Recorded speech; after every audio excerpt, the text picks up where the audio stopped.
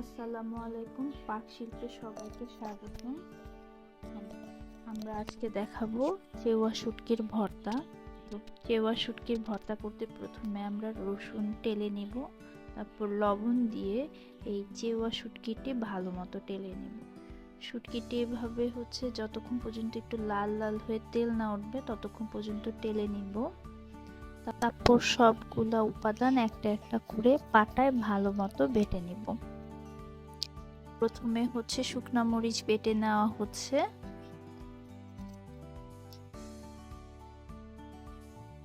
তারপরে টেলে নেওয়া রসুন আর মাছ বেটে নিচ্ছি।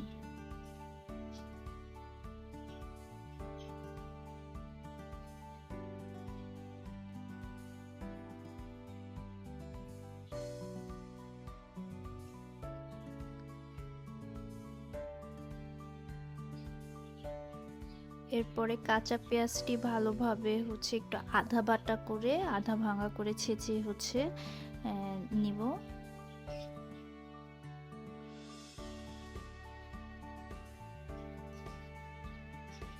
এরপরে সকল উপাদান এভাবে হাত দিয়ে ভালো মতো মিশিয়ে নিব। আমি আগেই মাছ ডালার সময় লবণ দিয়ে নিয়েছি, তাই অল্প পরিমাণে লবণ দিয়েছি। আপনারা আপনাদের স্বাদ মতো লবণ দিয়ে নিন। তৈরি হয়ে গেল আমাদের চেওয়া শুটকির ভর্তা।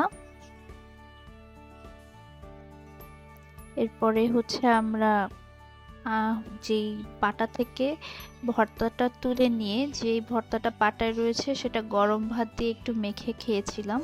এভাবে কিন্তু পাটায় ভাত মেখে খেতে বেশ মজাই লাগে। আমাদের ভিডিওটি যদি ভালো লাগে আপনারা প্লিজ লাইক, শেয়ার এবং সাবস্ক্রাইব করে আমাদের সাথে থাকবেন। সবাই ভালো থাকবেন। আসসালামু আলাইকুম।